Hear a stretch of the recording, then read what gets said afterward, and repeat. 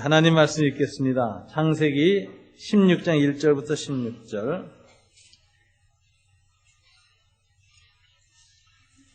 본문이 좀 깁니다. 교독하겠습니다. 창세기 16장 1절부터 16절. 아브라함의 아내 사레는 출산하지 못하였고 그에게 한 여종이 있으니 애굽 사람이요 이름은 하갈이라.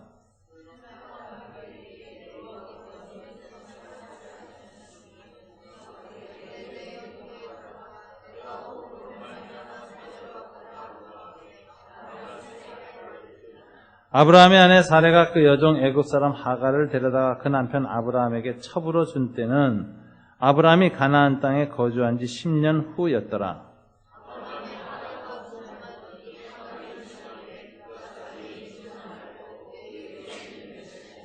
사레가 아브라함에게 이르되 내가 받는 모욕은 당신이 받아야 옳도다. 내가 나의 여종을 당신의 품에 두었거늘 그가 자기의 임신함을 알고 나를 멸시하니 당신과 나 사이에 여호와께서 판단하시기를 원하노라.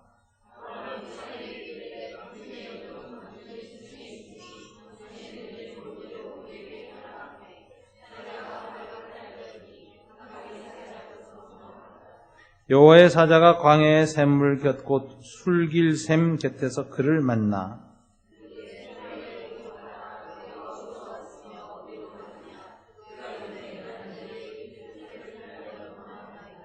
여호와의 사자가 그에게 이르되 내 여주인에게로 돌아가서 그 수하에 복종하라.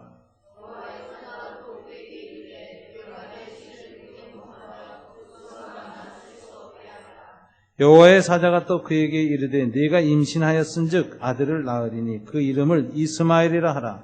이는 여호와께서 내 고통을 들으셨음이니라.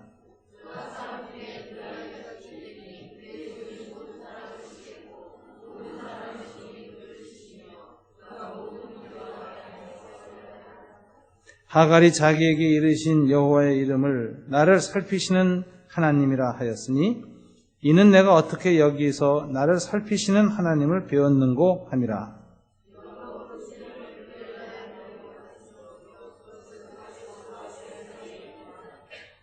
하갈이 아브라함의 아들을 낳음에 아브라함이 하갈이 낳은 그 아들을 이름하여 이스마엘이라 하였더라.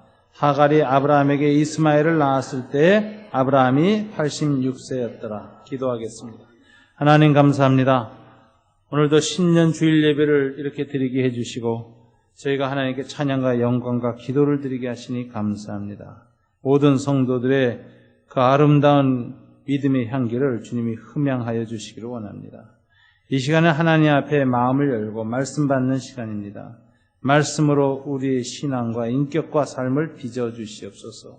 산울 공동체를 말씀 공동체로 빚어주시옵소서. 예수님 이름으로 기도드립니다. 아멘. 제가 한 10년 중에 못 보던 프로그램이 한국에서 아주 대인기를 끌고 있었습니다. 나가수라는 프로그램이었어요. 돌아와서 봤더니 장난이 아니더라고요. 얼마나 감동을 받는지. 제가 요즘도 주일 저녁에 바빠서 그걸 못 보고 꼭 그 재방송을 봅니다. 근데 볼 때마다 저 혼자 박수치고 웃고 막 너무너무 재미있어요. 감동이 있어요. 그러면서 이런 생각을 해요. 만약 한국에 설교 잘한다는 사람 모아놓고 저거 시키면 어떻게 될까? 야, 그거 참 강호에서 한 이름 하는 사람들이 모여가지고 부닥치면서 겸손해지고 떨고 그리고 자기 자신을 무섭게 연마하면서 업그레이드 시켜가는 모습을 보면서 야, 저거 장난 아니다. 그러면서 참 감동을 받았어요. 진정성이라는 것에 대해서. 가수라는 정체성을 정말 확인하는 정말 오직 노래 하나로 모든 것을 드러내는 그 모습이 참 너무 아름답고 좋았습니다. 그 다음에 이제 인터넷에서 나오는 나는 꼼수다. 이게 또 아주 인기예요. 또 제가 잘 못 듣는데 이 인터넷에 들어가 보니까 이제 자동으로 다 뜨게 돼 있더라고요. 이 꼼수다도 들어보니까 이게 참 보통 재미가 있질 않아요. 그래서 제가 하나 말을 만들었습니다. 나가수도 모르고 나꼼수도 모르면 나푼수다. 이 꼼수라는 말을 국어사전을 보니까 이렇게 돼 있습니다. 째째한 수단이나 방법이라고 정의하고 있습니다. 영어로 어떻게 번역되나 봤더니 스니키라고 돼 있어요. 속임수. 정직하지 못하고 문제를 편법으로 풀어보려는 태도요. 결국 자신과 주변을 속이는 태도다. 이게 꼼수에 대한 정의입니다. 제가 오늘 본문을 가만히 보니까 믿음의 조상 아브라함이 오늘 꼼수를 두고 있어요. 하나님이 여기에 대해서 어떻게 대응하시는가를 이 본문을 보면서 이렇게 깊이 생각하게 됐습니다. 사실 아브라함의 신앙은 오늘 본문에 보면 꼼수 신앙입니다. 근데 아브라함만이 아니라 저와 여러분도 꼼수 신앙이 많습니다. 많은 목사님, 장로님들도 꼼수 신앙이 많습니다.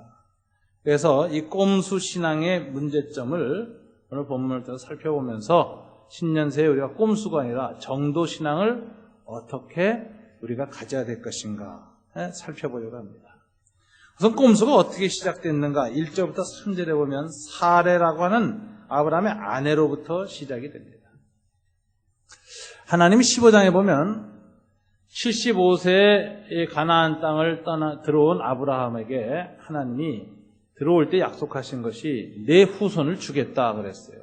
그 당시 75세까지 자식이 없었다면 거의 이제 소망이 없는 겁니다.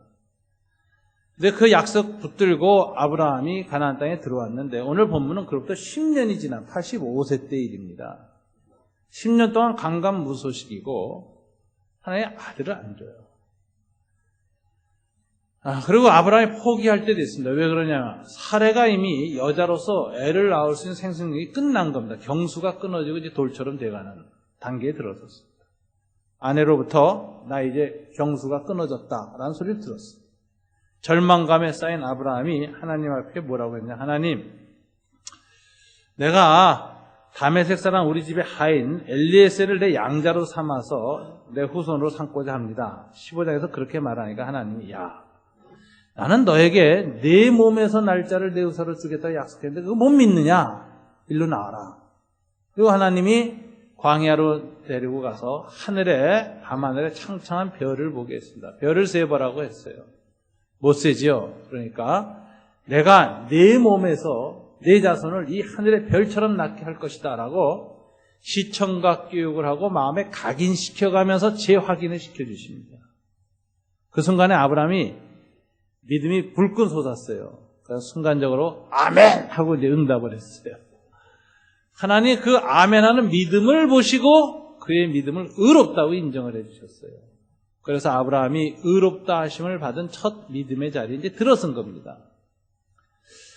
근데 참 놀라운 사실은 이렇게 하나님이 어느 순간에 막 산 같은 믿음이 일어나고 불같이 뜨거워지면서 아멘 했던 이 아브라함이 조금 시간이 지나면 또 식어드는 거죠. 오늘 본문이 바로 그 상황입니다.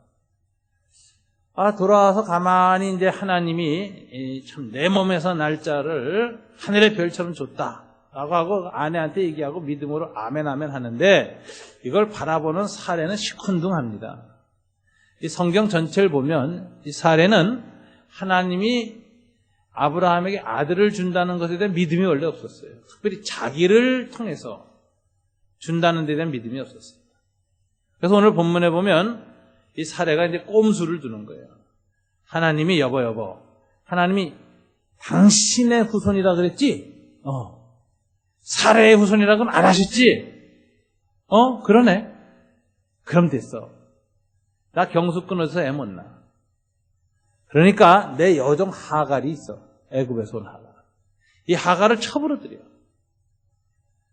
그래서 당신이 합방을 해서 자서 애를 낳으면 하나님의 약속 아브라함의 후손은 성취되는 거야. 그리고 이 당시의 풍습에 따라서 첩의 자식은 본부인의 아들입니다. 이러면 아브라함의 후손이 되니 하나님이 당신의 후손이라고 했으니 하나님의 약속은 성취되는 것이고 하갈을 통해서 성취하시는 것도 하나님의 방법 중에 하나야. 그래 이거 좀 받아들여. 이렇게 얘기를 하는 거예요. 이 당시 누지 지방에서 나온 점토서판을 보면 이 당시에 축첩 문화가 나와요. 이 당시 중군동엔 첩을 취하는 문화가 제도화됐어요. 그래서 여주인의 종이 첩으로 삼으면 첩이 되어지는데 신부는 여전히 자유인이 아니에요. 첩이라도 종으로서 지위만 첩이 된 거예요. 신부는 종, 지위는 첩. 그리고 자식을 낳으면 이 자식은 누구 것이 되느냐? 주인의 것이 돼요. 본부인의 자식이 되는 거예요. 이스라엘 12지파가 그렇게 나왔죠. 라헬이 자기의 첩 비라를 야곱에게 줘서 자식을 얻잖아요. 그리고 자기 자식으로 삼잖아요. 이게 이제 중근동의 팽배한 축천 문화인데, 첩을 취하는 문화인데, 이것을 사례가 들어서 하나님이 이 방식으로 당신한테 당신의 씨를 하늘의 별처럼 줄 거야. 이렇게 이제 꼬드긴 겁니다. 근데 여기에는 근본적으로 사례의 불신앙이 있습니다. 왜 어디서 할 수 있느냐? 사례가 오늘 본문 사건 후에 14년 후에 하나님이 소돔과 고모라 치러 가다가 아브라함 집에 들리셔가지고 예언을 하는 중에 내년에 너와 사례 사이에서 한 아들을 낳을 것이다. 이렇게 얘기를 해요.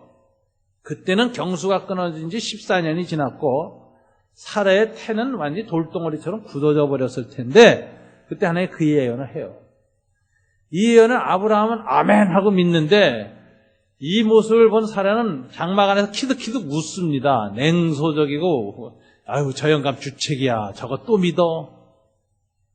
믿음이 없는 거예요. 그래서 웃고 있었어요, 사례가. 근데 하나님 이 웃음소리도 들으셨네. 그래가지고 사례를 불렀습니다. 야, 너 웃었지?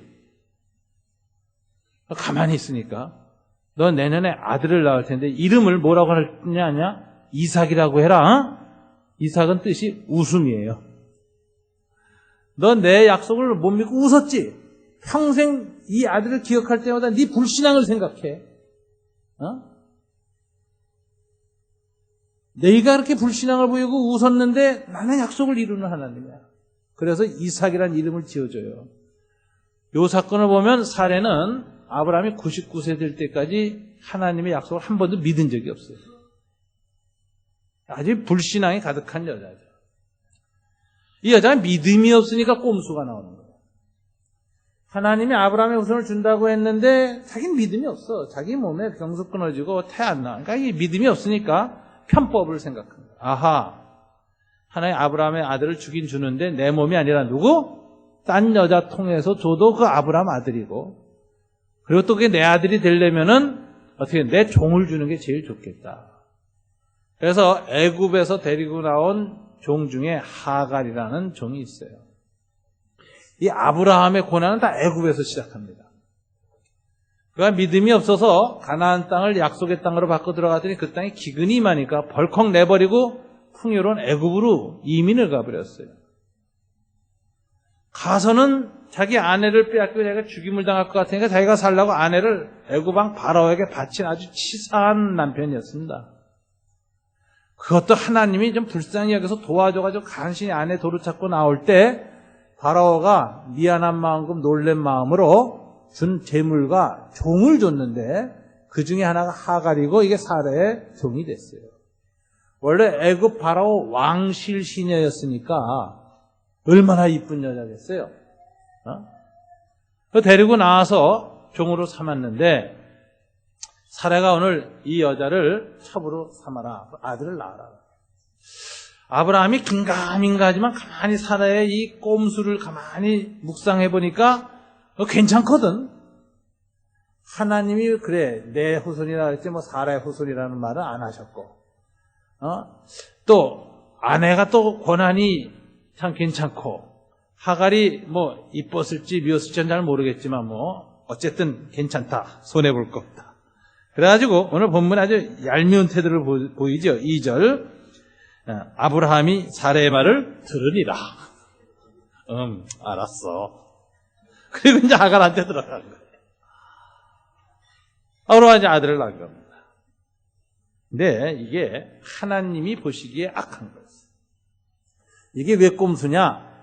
이 당시에 축첩제도는 하나님이 기뻐하지 않는 제도인 게 분명합니다. 왜 그런가?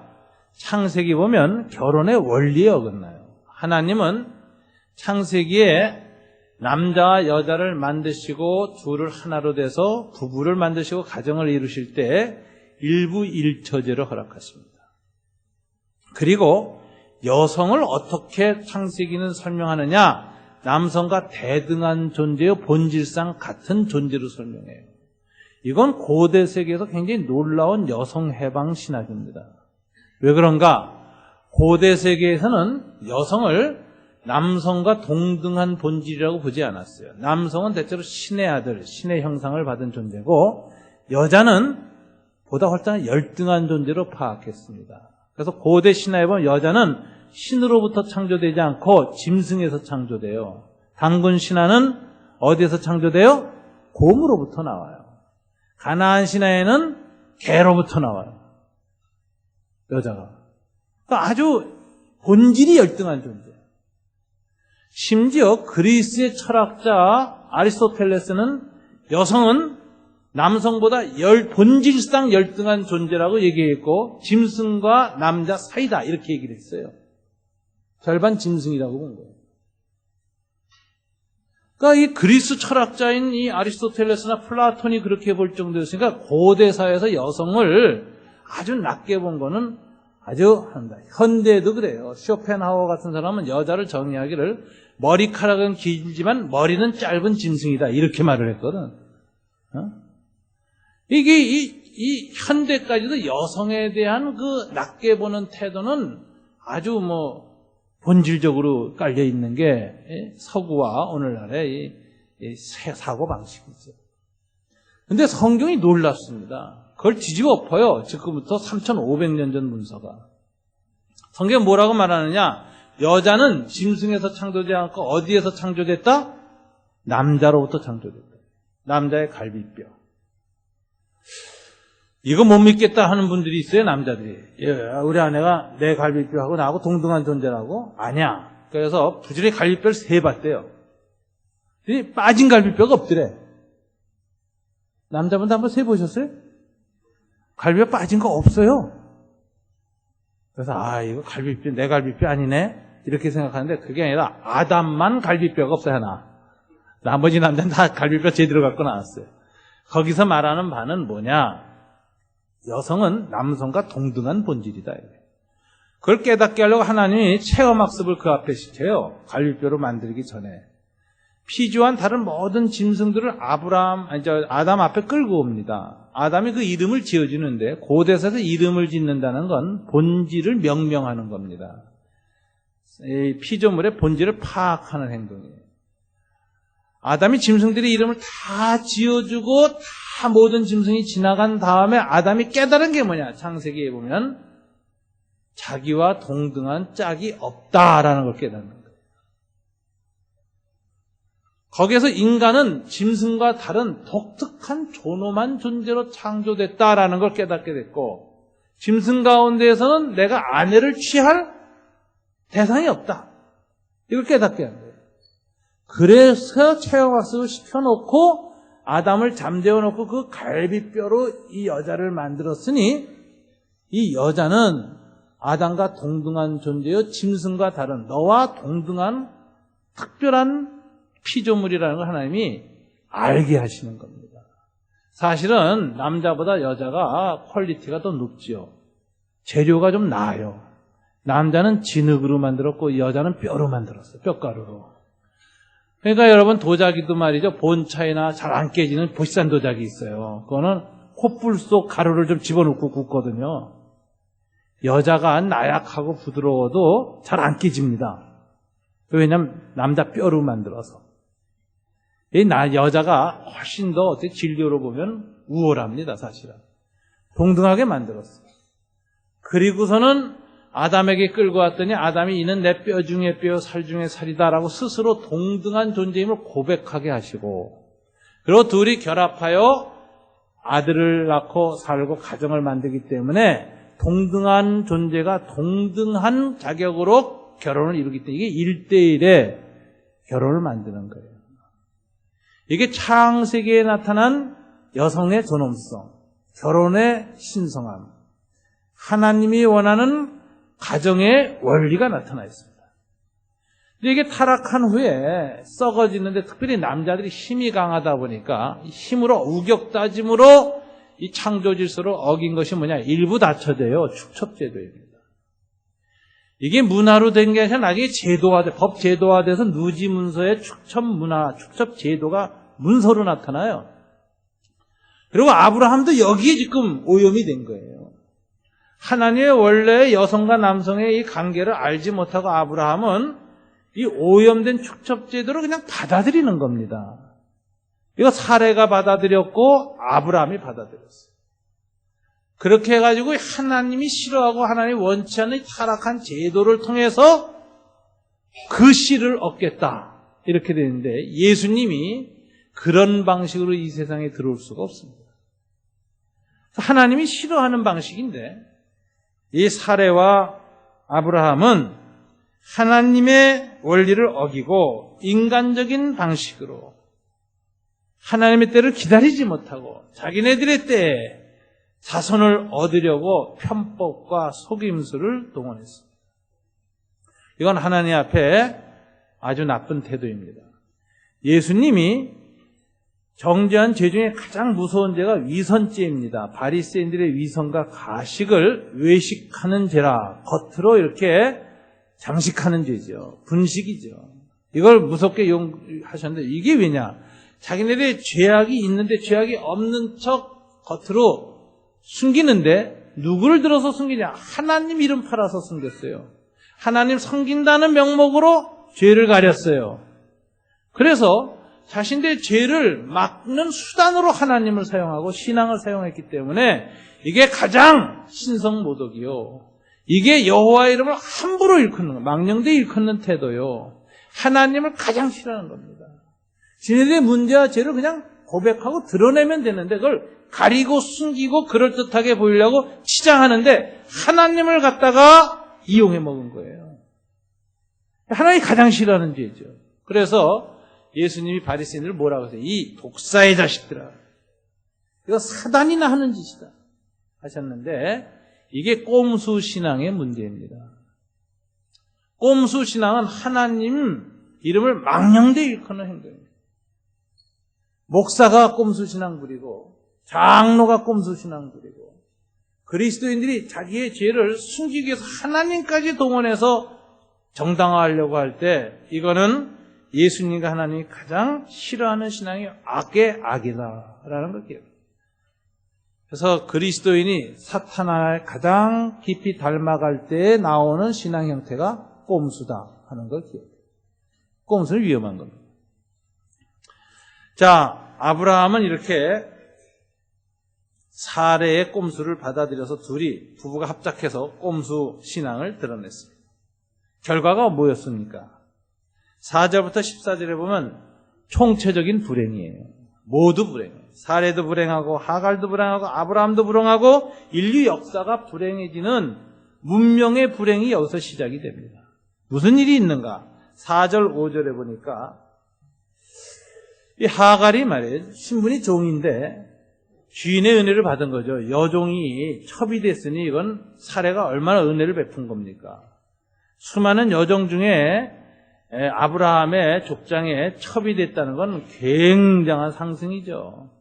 이걸 사레가 특별히 어여삐 보고 충성스러운 여종이라고 가장 믿을 수 있는 여종이고 저 여종은 아이를 베거나 이래도 나한테 참 멸시하지 않고 나한테 다른 태도를 보일 것이다. 내가 친자매처럼 여겨야지. 이렇게 여긴 하갈을 첩으로 줬을 겁니다. 근데 하갈이 딱 임신하고 딱 잉태하자마자 마음이 바뀐 거예요. 교만해졌어요. 여종이 주인이면 뭐해? 애도 못 낳는데 내가 애 낳는데 애를 임신했는데 그래서 교만해졌어요. 그래서 사레가 모욕감과 배신감과 고통을 당한 겁니다. 스트레스를 받고 밤이 새도록 분노해서 드글드글 속이 끓게 되고 뚜껑이 열리는 이런 모욕에 모욕을 당한 거예요. 배신감과 수치와 모욕 때문에 이 사레가 견딜 수가 없는 상황이 됐어요. 그러니까 이 사레가 가만히 보면은 이 사레도 뭐냐면 남성 중심적인 가부장적인 문화의 피해자입니다. 이 사레 뭐예요? 왜 이렇게 꼼수를 둬서라도 애를 얻으려고 애를 썼어요? 자식을 낳아야 된다는 강박관념 때문에 그랬죠. 그런 자식을 낳아야만 된다는 강박관념이 어디서 온 거예요? 남성 중심 문화에서 온 거예요. 가부장적 문화에서 여자는 남성의 성욕을 채워주는 성적인 도구이거나 아니면 가문과 자손을 이어가게 하는 가문 번영의 도구, 생식의 도구 정도로만 여기는 이 남성들의 악한 문화, 여기에 사례도 영향받고 노예적 의식이 생긴 거죠. 아니 그냥 애 못 낳으면 어때요? 당당하게 한 인간으로서 여성으로 당당하게 살면 되지. 근데 자기가 애 못 낳는다는 것에 대해서 컴플렉스가 심해졌다라는 말은, 열등감이 생겼다는 말은 뭐예요? 자기도 남성 이기주의적인 그런 가부장적 이데올로기에 동의했다는 거예요. 노예가 됐다는 거예요, 정신이. 그래서 애 없는 거에 괴로워하다가 그 컴플렉스 때문에 편법을 써서, 꼼수를 써서 자기 여정을 통해서 자식을 이으려고 하니까 이 사례도 이 남성 중심적 사고방식의 피해자이면서 또 가해자가 된 거예요. 근데 가해자가 된 게 아니라 오히려 먼저 피해를 당했습니다. 꼼수 부린 사람이 먼저 해를 입게 되고 불행하게 돼 있어요. 그래서 이 사례가 이 하갈로부터 모욕을 당하니까 못 견디는 겁니다. 오늘 본문에 보니까 어떻게 하고 있어요? 아브라함을 그냥 괴롭힙니다. 5절 보세요. 사례가 아브라함에게 이르되 내가 받는 모욕은 당신이 받아야 옳도다. 내가 나의 여종을 당신의 품에 두었거늘 그가 자기의 임신함을 알고 나를 멸시하니 당신과 나 사이에 여호와께서 판단하시기를 원하노라. 사례가 이 모욕을 당하니까 견딜 수 없으니까 남편 아브라함을 박박 긁습니다. 바가지 긁어요. 꼼수는 지가 만들어내놓고 아브라함을 긁습니다. 근데 아브라함도 사실은 꼼수에 동의했죠. 이거 뭐 하나님 뜻은 생각 안 하고 첩을 들이는 게 옳은가 이런 거 생각 안 하고 괜찮네 두루두루 그러고선 덜컥 받아들였어요. 그랬더니 이 사례가 아브라함을 긁고 못 살게 하니까 아브라함 하는 태도를 보세요. 이 아브라함이 무섭습니다. 아브라함은 철저하게 남성의 이기성을 보여주는 남자예요. 이게 여자들을 갖다가 떠받치고 살고 여자들을 이용하면서 살아오는 남성의 아주 이기성이 잘 드러나는데, 오늘 그 자기 애를 임신한 하갈, 첩 있죠? 뭐라고 해요? 첩에 대해서. 6절 다 같이 읽어볼까요? 아브라함이 사례에게 이르되 당신의 여종은 당신의 수중에 있으니 당신의 눈에 좋을 대로 그에게 행하라 하며 사례가 하갈을 학대하였더니 하갈이 사례 앞에서 도망하였더라. 아브라함 비겁합니다. 나 괴롭히지 말고 당신의 마음대로 해. 죽이든지 살리든지. 자기의 애아이를 뵌 이 하갈을 냉혹하게 종으로 내버립니다. 밤에 잠잘 때는 첩으로 아주 사랑스럽게 우리 애를 낳아줘 이러고 이제 다정하게 했다가 둘 사이에 끼니까 냉정하게 종이야 알아서 해. 무서운 남자예요. 지 본처도 파라오한테 갖다 바치고 살라고 했던 남자고 괴로우면 하갈을 냉정하게 버립니다. 그래서 사례가 하갈을 학대했더니 하갈은 사례 앞에서 도망하였습니다. 하갈도 문제가 있었죠. 하갈도 애를 낳자마자 인간의 도리를 떠나서 주인을 멸시했어요. 왜 멸시했을까요? 가부장적 이데올로기에 영향받았어요. 내가 애를 낳았다 이거지. 그러니까 사례와 하갈은 둘 다 남성 중심주의 문화와 가치관의 피해자입니다. 또 거기에 종속된 사람이에요. 거기에 노예적 근성이 생겼어요. 그래서 둘이 연합해서 남성 이데올로기를 넘어가야 하는데 오히려 둘이 그 남성 이데올로기에 종이 돼서 둘이 싸우는 꼴이 됐어요. 둘이. 그래서 노예 중에 누가 더 힘센 노예가 되느냐는 싸움하는 판이 돼버린 거예요. 결국은. 그래서 남성들 앞에 여성의 노예성을 극복 못한 두 여자, 이게 사라와 하갈입니다. 서로 고통을 주고받고 학대하고 고통을 주는 거예요. 그래가지고선 떠나는 거죠. 오늘날 그 고부간의 갈등 가만히 보면 이거 왜 왔느냐? 시어머니가 왜 아들한테 집착합니까? 아들한테 의지해서 살 수밖에 없는 한국 문화 때문에 그래요. 나이를 먹은 시어머니도 독립적으로 살아갈 수 있는 정신과 힘을 갖지 못하고 자식이 잘 되고 자식한테 공경받고 자식을 의지할 때에 그 힘이 생기고 떳떳하고 그 정말 살아가는 보람을 느끼는 이렇게 자식 의존성, 남성 의존성. 어렸을 땐 아버지, 결혼해서는 남편, 늙어서는 자식 의존하는 그 의존성이 시어머니가 자식에 대한 깊은 의존성이 생겼고 거기에 젊은 여자가 어느 날 툭 키워놨더니 들어와서 아내라고 자리를 찾으니까 이게 위기가 온 거죠. 그래서 시어머니하고 며느리 사이의 갈등은 가정 권력 투쟁입니다. 근데 사실은 가만히 보면 시어머니하고 며느리가 이렇게 서로 갈등하고 싸우는 거는 어리석은 거예요. 시어머니와 며느리가 연합하여 남편을 잡아야 돼. 근데 그러질 못하고 그냥 그 아들을 통해서 뭔가를 행사하려고 두 여자가 매개 싸움을 하니까 두 여자가 실은 둘 다 남성주의의 피해자다. 그러니까 진정한 여성 해방이 안 일어났다. 이거 어떻게 잘하냐? 내가 맨날 겪은 일. 우리 집안의 고부 갈등에서 가장 큰 수혜자는 저예요. 저는 집에서 왕이에요, 왕. 어머니와 우리 딸은 저를 받들어요. 그래서 제가 오늘 본문 보면서 야, 이 아브라함이 꼭 나 같다. 내가 아브라함이다. 어쩜 이렇게 똑같나. 이 죄입니다. 남자의 죄. 남자의 이기성. 이게 아주 뼛속에 들박혀 있는 거죠. 그런데 하나님이 이 하갈에 학대받는 거, 이것도 하갈도 이 사례의 꼼수의 결과죠. 사례가 학대받고 모욕받고 하갈이 학대받고 집을 떠나서 길에서 애를 잉태한 그 임신한 여자의 몸으로 광야에서 죽게 생겼어요. 그럼 아브라함은 그럼 행복했냐? 그렇지 않습니다. 아브라함은 사실 이걸로 인해서 엄청난 앞으로 고통을 겪게 됩니다. 집안이 편하지 않아요. 나중에 사례와 하갈 사이. 또 이스마엘과 이삭 사이가 안 좋아요. 그리고 나중에 하나님이 99세 됐을 때 100세 됐을 때 누굴 떠나보내게 합니까? 14살 된 이스마엘 장남을 광야로 내보내게 됩니다. 소위 자식을 정들고 아름다운 장남을 죽이는 결과를 맺는 거예요. 이게 사실 그때 당시 광야로 내보내는 건 죽으라는 거거든요. 무서운 고통을 겪어요. 그리고 하나님은 두 번째 이삭조차도 어떻게 해요? 애지중지하고 키워놨더니 또 모리아산에서 죽이라 그래요. 왜? 이 자식에 대한 그 집착, 이거 하나님 문제입니다.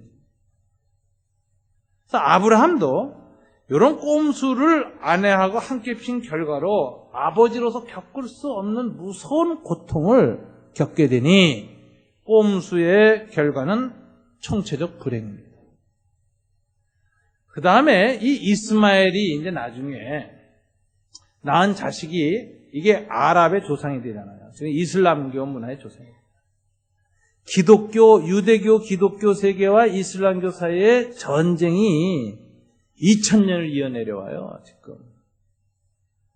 그리고 최근까지도 십자군 전쟁 같은 전쟁을 조지 부시 대통령과 함께 서구 세계가 중동과 겪었어요. 지금도 중동의 모든 국가들은 기독교 이 서양 문명에 대한 강한 반발심을 갖고 있습니다. 이 모든 전쟁의 원인이 어디 있는가? 아브라함의 꼼수 때문에 온 거예요. 세계 인류 문명사의 고통을 불러일으켰어요. 여러분, AD 10세기 십제군 전쟁이 일어났을 때 기독교 사회가 총칼을 들고 이슬람을 죽이려고 했습니다. 10몇 차에 15, 6차에 이런 십자군 전쟁을 일으켰어요. 그 와중에 이렇게 해서는 하나님의 뜻이 아니다라는 걸 깨달은 사람은 단 하나였습니다. 누구였느냐? 성 프란치스코였어요. 성 프란치스코는 평화와 맨발의 거지 성자였는데 이가 이슬람과 기독교 사이의 증오와 전쟁을 넘어서고 하나의 평화를 실현해서 내가 이슬람의 왕 술탄을 만나야 되겠다고 홀홀 단신으로 찾아갔어요. 다 죽이는 판에 기독교랑 껍질을 벗겨서 죽이는 판인데 찾아왔는데 기독교 현자로 유명한 사람이 왔다 하니까 술탄이 만났어요. 만난 술탄 앞에서 하나님의 뜻을 선포했어요. 야, 이 서구 기독교 사회와 이슬람 사회 사이에 벌어진 전쟁에 대한 하나님의 뜻을 설명하고 했더니, 그리고 복음을 전했더니 술탄이 감동을 받았어요. 기독교인 가운데 당신 같은 사람이 있다면 전쟁이 일어날 리가 없어. 그리고 깊이 경배하고 성 프란시스코를 돌려보내줍니다. 저는 이게 기독교 선교의 바른 방식이라고 생각해요. 이슬람과 기독교 사이에 어떤 갈등과 문명의 충돌과 위기가 발생하면 먼저 뭐 해야 되느냐?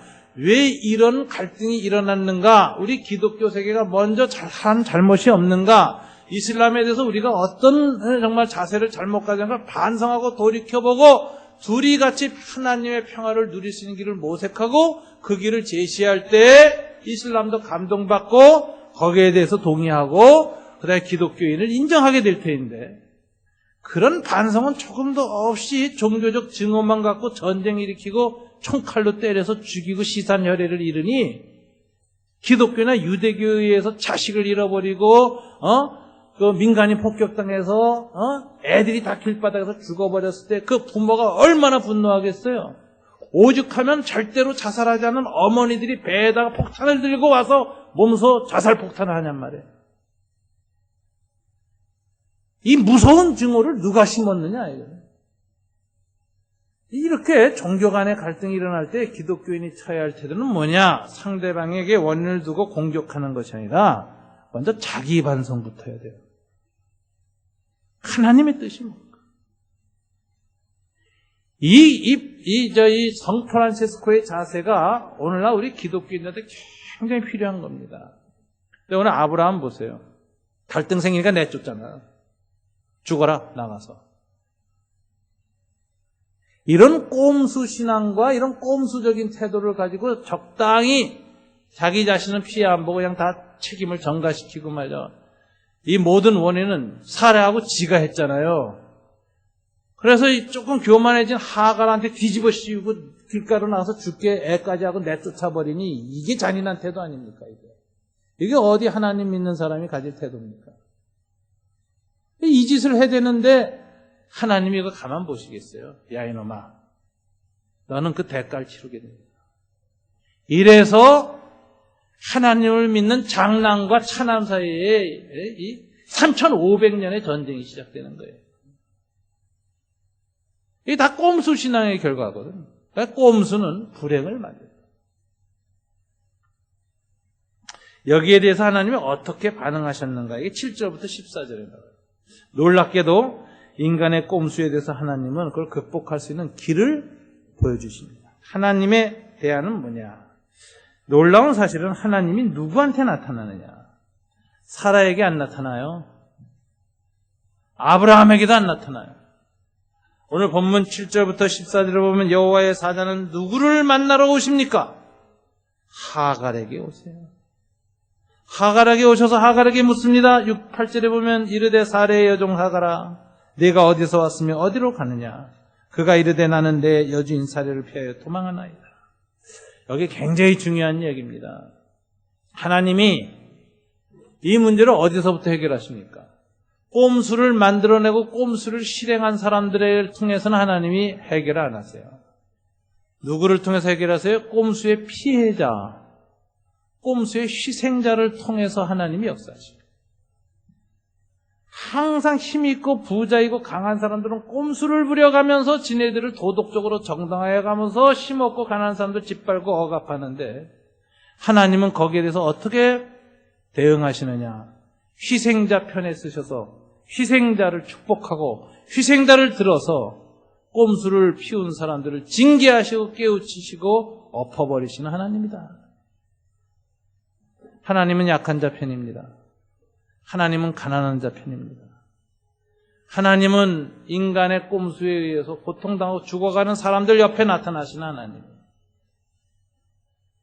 이 하나님이 하갈에게 나타나서 질문을 던지는데 그 질문이 묘합니다. 뭐라고 하셨죠?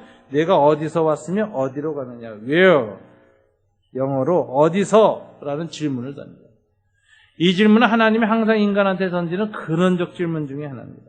성경에 이 질문이 3번 나오는데 창세기 3장 9절에 보면 아담이 범죄하고 무화과 나무로 자기 수치를 가리고 나무 풀 그늘 안에 있었을 때 하나님이 아담에게 나타나서 묻습니다. 아담아, 내가 어디 있느냐? 그 다음에 가인이 아벨을 죽여요. 그럼 모른 척하고 피를 흘리고 있는데 하나님이 가인에게 나타나서 묻습니다. 가인아, 네아우 아벨이 어디 있느냐? 이 where 이런 질문은 존재의 자리를 묻는 질문이에요. 너의 삶의 존재의 자리가 지금 어디냐 이거죠. 아담은 범죄한 자리요. 두려움과 공포에 있는 자리예요. 여호와 하나님의 소리를 듣고 저들이 두려워하여 이렇게 돼 있거든요. 타락한 인간이 제일 먼저 느낀 정서적 고통은 두려움이었습니다. 두려움의 자리에 있는 아브라함을 직시하겠어요. 너는 지금 어디 있느냐? 나는 두려움의 자리에 있는 존재입니다. 가인에게 묻습니다. 네아와 아벨은 어디 있느냐? 이 말은 가인으로 하여금 너는 네 아이를 죽인 살육의 자리에, 증오의 자리에, 폭력의 자리에, 피가 흐르는 자리에, 저주의 자리에 너는 서 있다. 오늘 하갈에게는 하나님이 나타나서 묻습니다. 너는 지금 어디에 있느냐? 어디서로부터 와서 어디로 가느냐? 하갈은 말합니다. 나는 도망가는 자의 자리에 있습니다. 억압받는 자리에 있습니다. 죄의 피해를 당하고 있습니다. 고통을 받고 있습니다. 그리고 지금 죽어가고 있습니다. 내 뱃속에는 아이가 있는데 이 아이와 더불어 나는 이 광야에서 말라 죽어가고 있습니다. 죽음의 자리에 있습니다. 하나님이 인간에게 그 존재의 자리를 묻는 질문은 질문으로 끝나지 않습니다. 자기 자신의 죄의 깊이를, 자기가 당하고 있는 고통의 자리를 정면으로 바라보게 하는 질문입니다. 죄의 문제, 고통의 문제, 아픔의 문제를 편법을 통해서 피하려는 꼼수의 모습이 아니라 진실하게 직면하게 하는 질문. 이것이 어디서 왔느냐? 이 질문 앞에서 하갈은 자기의 삶의 진실한 고통을 그대로 드러냅니다. 그럴 때 하나님께서 문제를 해결하고 축복하기 시작합니다. 그래서 하갈한테 말해요. 하갈, 나는 너에게 3가지 명령을 준다. 해결책을 준다. 첫째, 너는 지금 내가 명하노니 본집으로 돌아가라. 그래서 사라를 섬겨라. 내가 애 하나 낳았다고, 임신했다고 얼마나 교만했냐. 그거 죄야. 그 죄를 인정해. 그래서 다시 돌아가서 본부인이니까 나는 첩이니까 1차원이 아니라 내가 인간적으로 잘못된 존재였고 교만한 존재였고 애 낳았다고 우쭐대고 가부장적인 이데올로기에 의해 가지고 충동질 당했던 죄인이라는 걸 고백하고 한 인간으로서 겸손히 사례를 섬겨라. 그게 회개의 길이다. 사라가 아멘 그렇게 하겠습니다. 두 번째 축복이에요. 이제부터 내가 아들을 낳을 것이다. 근데 이 아들을 낳을 텐데 이 아들의 이름을 이스마엘이라고 하라. 왜? 이스마 들었다. 엘 하나님이에요. 내가 이 아들을 통해서 너에게 평생 기억시켜 주겠다. 내 고통 소리, 내 울부짖음 소리, 내 비명 소리를 내가 들었다. 내가 응답한다. 하갈은 평생 이스마엘을 볼 때마다 나의 고통과 울음소리를 들으신 하나님을 기억하고 그 아이의 이름 이스마엘이라고 부를 때마다 하나님에 대한 신앙이 불일듯 일어났을 것입니다. 내 고통과 죽음의 자리에서 나를 들으신 하나님, 기도 응답하신 하나님, 구원하신 하나님, 이 하나님을 기억합니다. 그래서 이스마엘이라고 하는 한 민족이 태어나게 되는 놀라운 일이 있습니다. 세 번째 축복은 이스마엘을 향해서 그 씨를 번성하게 하고 그 씨가 셀 수 없게 될 것이며 12절에 보니까 그가 사람 중에 들나귀같이 되리니 그의 손이 모든 사람을 치겠고 모든 사람의 손이 그를 칠지며 그가 모든 형제와 대항하여서 살리라. 아, 이스마엘의 자손은 얼마나 강한 민족을 만들 것인지 들나귀 같은 민족이 될 것이다. 야생 나귀, 이건 아주 거칠고 컨트롤이 안 되는 민족이에요. 여러분, 이스마엘의 후손은 이때부터 에집트서부터 바벨론까지 흩어져 있는 유목민족이 됩니다. 어떠한 국가나 어떠한 왕국도 이들을 컨트롤을 못해요. 이들은 땅을 거점으로 하지 않고 강계 중심으로 베두인족이라고 해서 말 타고 낙타 타고 총칼 들고 마음대로 돌아다니면서 약탈하고 빼앗고 사는 민족이 됩니다. 중세에 가장 강한 이들이 살아센 제국도 만들고 이슬람 국가도 만들고 중근동의 모든 권력도 쥐기도 합니다. 세계 강한 민족이 됩니다. 기독교 왕국이었던 동로마 제국 콘스탄티노플을 함락시킨 것도 이들입니다. 아랍 세계를 만드는 것도 이 사람들입니다.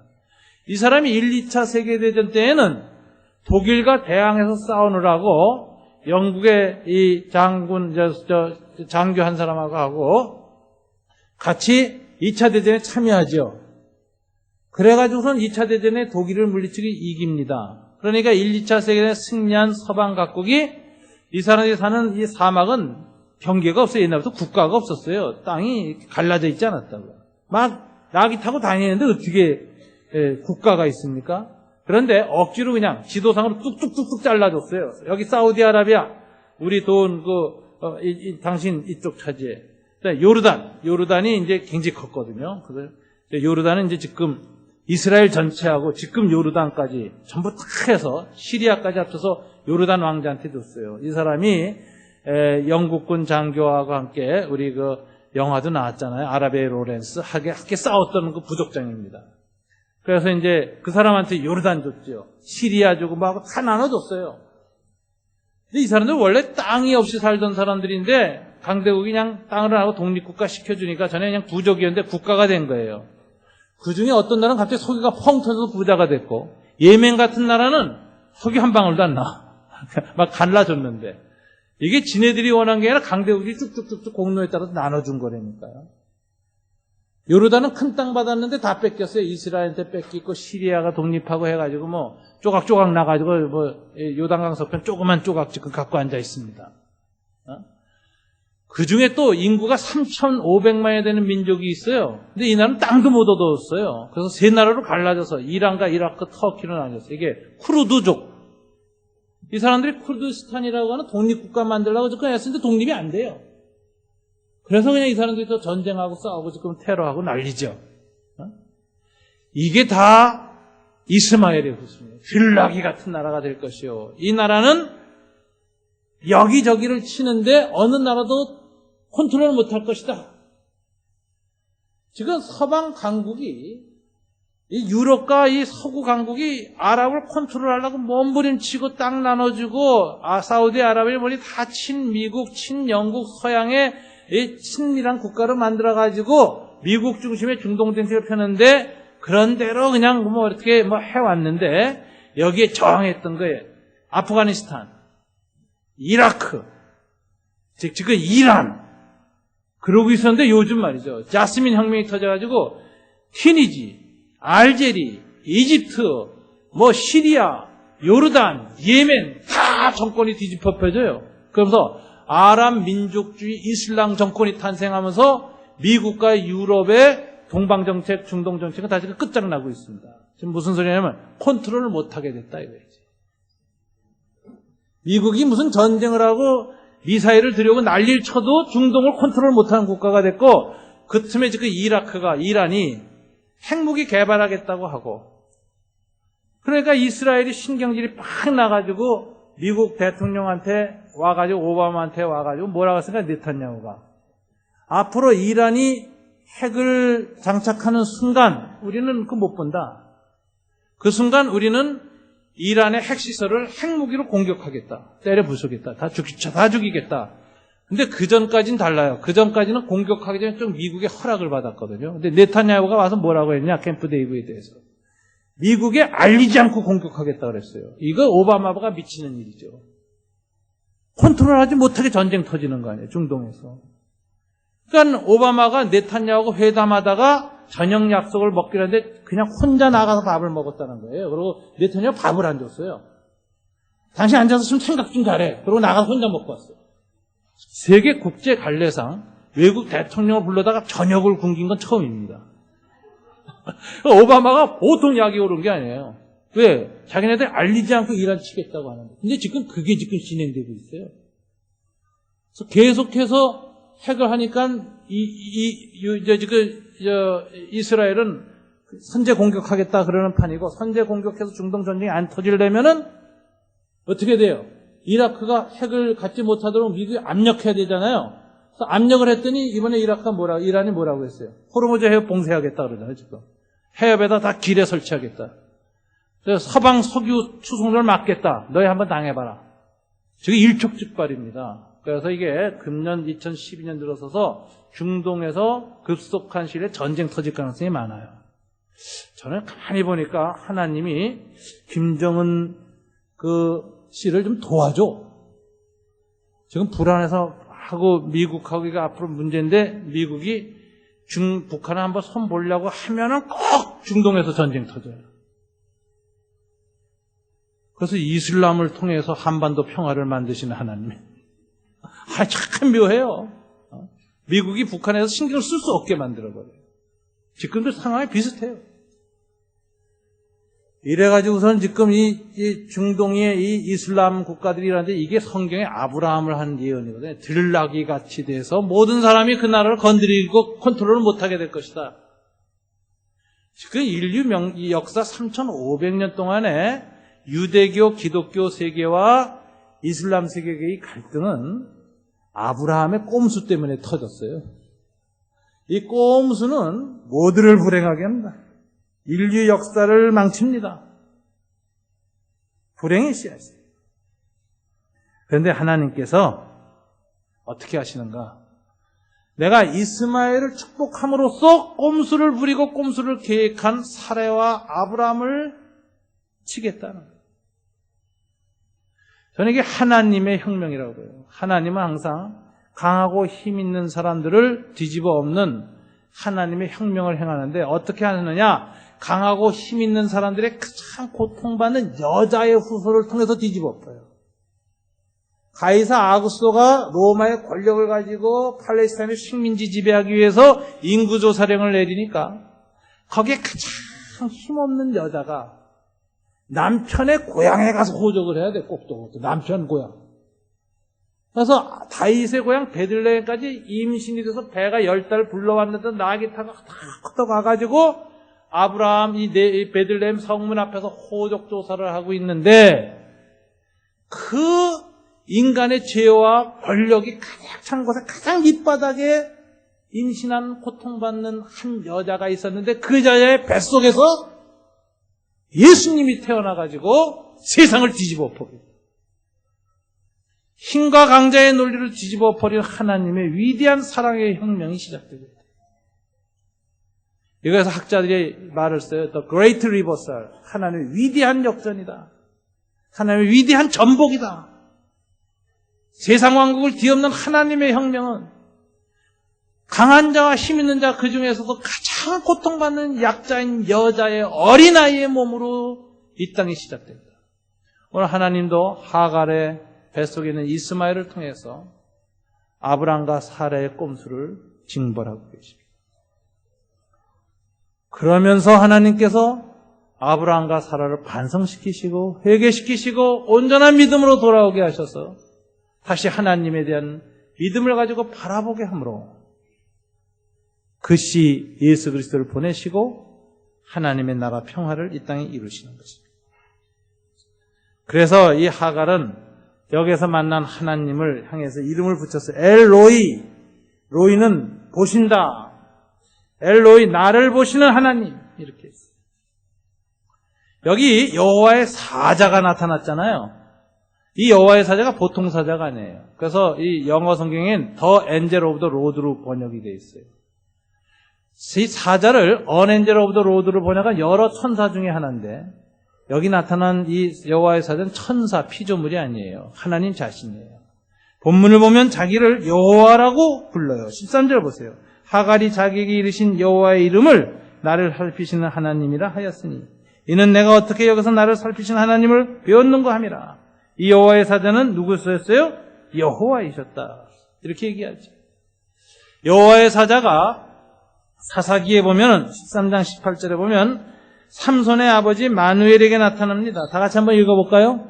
여호와의 사자가 그에게 이르되 어찌하여 내 이름을 묻느냐? 내 이름은 기묘자라. 그때 기묘자라고 했어요. 여호와의 사자가. 근데 이사야서 9장 6절을 보세요. 다 같이 한번 읽어볼까요? 이는 하나님과 우리에게 낳고 한 아들을 우리에게 주신 바 되었는데 그의 어깨에는 정사를 메었고 그의 이름은 기묘자라 모사라 전능하신 하나님이라 영전하시는 아버지라 평강의 왕이라 할 것입니다. 여기 예수님에 대한 예언인데 이름이 뭐라고요? 기묘자.